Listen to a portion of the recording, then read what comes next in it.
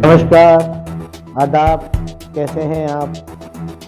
चलिए देखते हैं न्यूज़ प्लस इंडिया 24 में आज की खास खबरें क्या है। नमस्कार साथियों, मैं पुष्पेंद्र सिंह राठौर थाना कोतवाली से आप सभी को रामनवमी पर्व की बहुत बहुत बधाई, शुभकामनाएं। साथियों, रामनवमी के इस पावन पर्व के उपलक्ष्य में मैं आपसे रामचरितमानस का एक बड़ा ही सुंदर प्रसंग जो है वो शेयर करना चाहता हूँ, साझा करना चाहता हूँ। यह प्रसंग तब का है जब भगवान श्री राम और रावण का युद्ध होता है। तो रावण से विजय प्राप्त करने के लिए भगवान श्री राम ने किस रथ का सहारा लिया, कौन से रथ पर सवार होकर भगवान श्री राम ने विजय प्राप्त की, इसका वर्णन तुलसीदास जी ने बड़ा ही सुंदर वर्णन जो है रामचरितमानस में किया है। प्रसंग इस प्रकार से है कि जब रावण युद्ध करने के लिए युद्ध क्षेत्र में आता है, रण क्षेत्र में आता है, तो रावण को विभीषण जी देखते हैं। तो विभीषण जी देखते हैं और उनका मन चिंतित हो जाता है, क्योंकि उनका भगवान श्री राम से प्रेम है।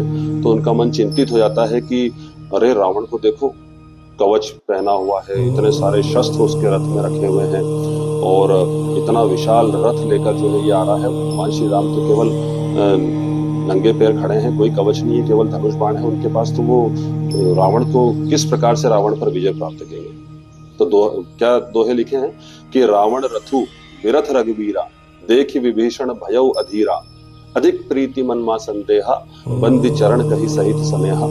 भगवान श्री राम की चरण वंदना करके विभीषण जी कहते हैं कि नाथ नाथ न रथ नहीं तन पद त्राणा, कही विधि जीतब वीर बलवाना। हे प्रभु, आपके पैर में जूते नहीं है, चप्पल नहीं है और आपको रथ भी नहीं है आपके पास, कवच भी नहीं है आपके पास। कैसे, किस विधि, आप क्या विधि अपनाएंगे कि जो है ये बलशाली रावण आपसे आप इस पे विजय प्राप्त करें? तो सुनो सखा कह कृपा निधाना, जय ही जय होई से संदनाना। तो भगवान श्री राम बोलते हैं विभीषण जी से कि हे मित्र सुनो, ये रावण जिस रथ पे सवार होके आ रहा है, ये रथ जरूर है, लेकिन ये विजय रथ नहीं है। विजय रथ की परिभाषा दूसरी है। विजय रथ, विजय प्राप्त करना है, सफलता प्राप्त करना है, तो उसके लिए इस रथ की आवश्यकता नहीं है, वो रथ दूसरा है। उसके बारे में प्रभु श्री राम ने रामचरितमानस में जो कहा है वो आप सुनिए कि सोरज धीरज तेहि रथ चाका, सत्यशील दृढ़ ध्वजा पताका, बल विवेक दम परहित घोरे, क्षमा कृपा समता रिज जोरे, ईस भजनु सारथी सुजाना, बिरति चर्म संतोष कृपाणा, दान परसु बुद्धि शक्ति प्रचंडा, पर विज्ञान कठिन को दंडा, अमल अचल मन त्रोण समाना, समजम नियम सिली मुख नाना, कवच अभेद विप्र गुरु पूजा, यही सम विजय उपाय न दूजा, सखा धर्म में असरथ जाके, जीतहु कहु न कतहु रिपुता के। भगवान क्या कहते हैं कि शौर्य और धैर्य उस रथ के दो पहिए हैं। सोरज धीरज तेहि रथ चाका, सत्यशील दृढ़ ध्वजा पताका, उसकी ध्वजा और पताका क्या है? सत्य और शील, शालीनता।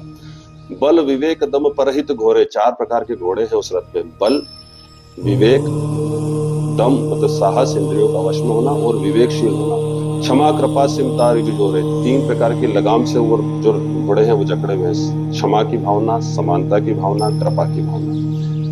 ईश भजनु सारथी सुजाना, भगवान का भजन समझदार सारथी है उस रथ का। मतलब भगवान का भजन भी हमें उपासना करनी चाहिए, प्रार्थना करनी चाहिए। बिरति चर्म वैराग्य ढाल, संतोष कृपाणा, संतोष तलवार है। दान परसु बुद्धि शक्ति प्रचंडा, दान परसे के समान है, दान का भाव। बुद्धि प्रचंड शक्ति है, दान परसु बुद्धि शक्ति प्रचंडा। पर विज्ञान कठिन कोदंडा, श्रेष्ठ विज्ञान का दान कठिन कोदंड है, धनुष है।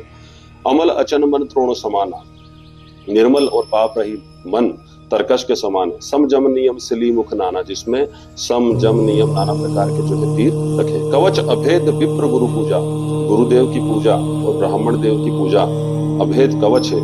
यही सम विजय उपाय न दूजाए। इस रथ, ये जो गुण है, गुण रूपी जो रथ है, इसके अलावा विजय का कोई दूसरा उपाय नहीं है। सखा धर्म में रथ असरथ जाके, जीतहु कहु न कतहु रिपुता के।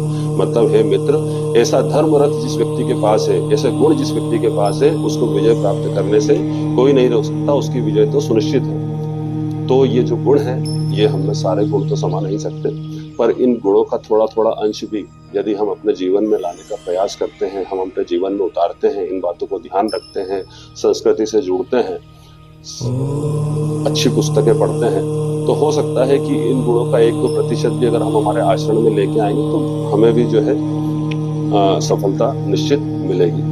धन्यवाद। भारत माता की